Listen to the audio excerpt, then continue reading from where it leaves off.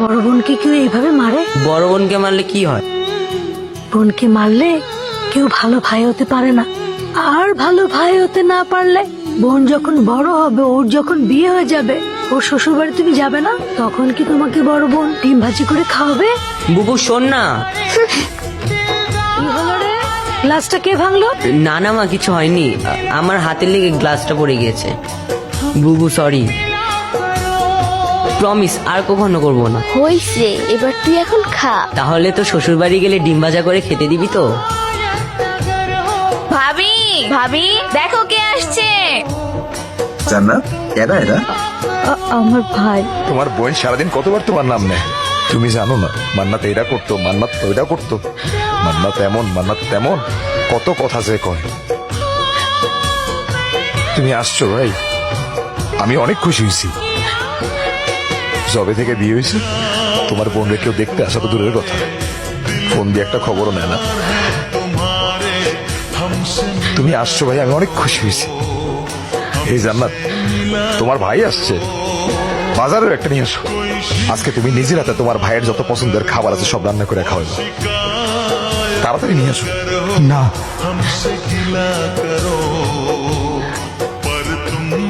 কেন? ও বুঝছি, তুমি মনে হয় আমার কথায় কষ্ট পাইছো। আমি আসলে কিছু চিন্তা করে তোমার কিছু বলি নাই ভাই, মনে কোনো কষ্ট রেখো না। মা বলতো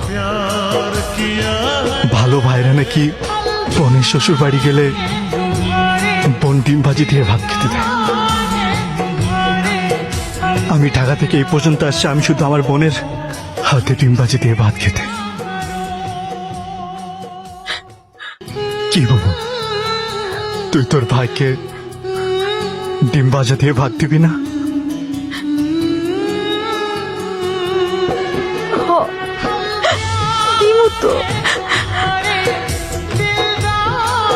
কি ব্যাপার ভাই, কোনো সমস্যা? হঠাৎ খাবার বন্ধ করে দিলা? তোমার বোন কি দিবে, লবণ বেশি দিছে? না দুলা ভাই, মাকে গিয়ে যতক্ষণ এই ডিমের সাথে কথা বলছি ততক্ষণ মনকে শান্ত করতে পারছি না। ডিম মজা হয়েছে। মুরগিটার মনে হয় ডায়াবেটিক ছিল, ডিমটা কেমন মিষ্টি মিষ্টি লাগে। বিখ্যাত ডিমবাজি তো, এই জন্যই বুঝি। হায় আল্লাহ, আমি মনে হয় ডিমের মধ্যে ভুল করে লবণের পরিবর্তে চিনি দিয়ে ফেলছি। বস সেই সাপ